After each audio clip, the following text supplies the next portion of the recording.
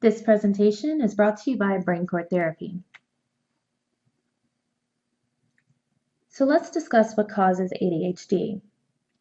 Attention deficit hyperactive disorder affects millions of children and adults every year, making it difficult for them to pay attention, participate in polite conversation, manage their time, keep track of important objects, meet deadlines, show up on time for work, and the list goes on. It can be extraordinarily difficult at times for those who suffer with ADHD to live happy, organized, fulfilled lives, especially in a world that too often treats the disorder as a joke, or sometimes worse, they treat it as it's not even real.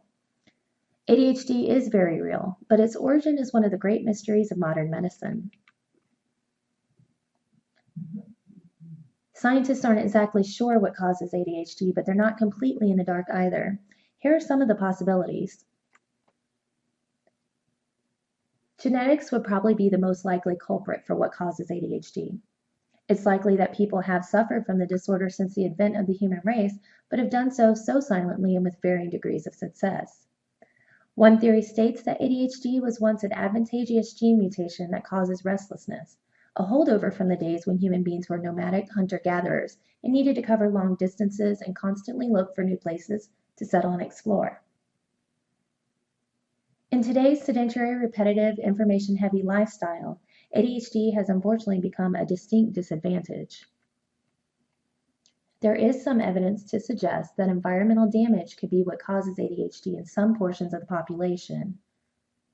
An overabundance of lead in old paint, old gasoline, and plumbing parts have already been linked to the drastic spike in violent crime that America suffered through the 1980s and 90s. It could also correspond with the high numbers of children born with ADHD in the 70s and 80s, right before lead paint and gasoline were phased out.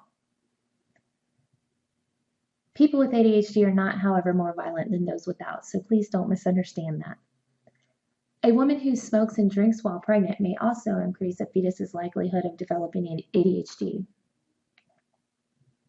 There is no evidence to suggest that one can contract ADHD by eating certain foods, or that eating poorly is what causes ADHD. But there is evidence that some modern food additives like food coloring may make symptoms worse, especially hyperactivity. It is obvious that everyone who lives with the disorder has not suffered a traumatic brain injury, so that could be ruled out as a cause. However, some people who have received an injury to the brain develop ADHD symptoms thereafter. No one knows exactly what causes ADHD. It's a burden that almost 1 in 13 Americans have to bear. Luckily, there are many treatment options, including the safe and effective biofeedback therapies that don't involve medication. These options help people lead normal, happy, fulfilled lives. For more information or to schedule a consultation, please visit our website at www.braincoretherapy.com.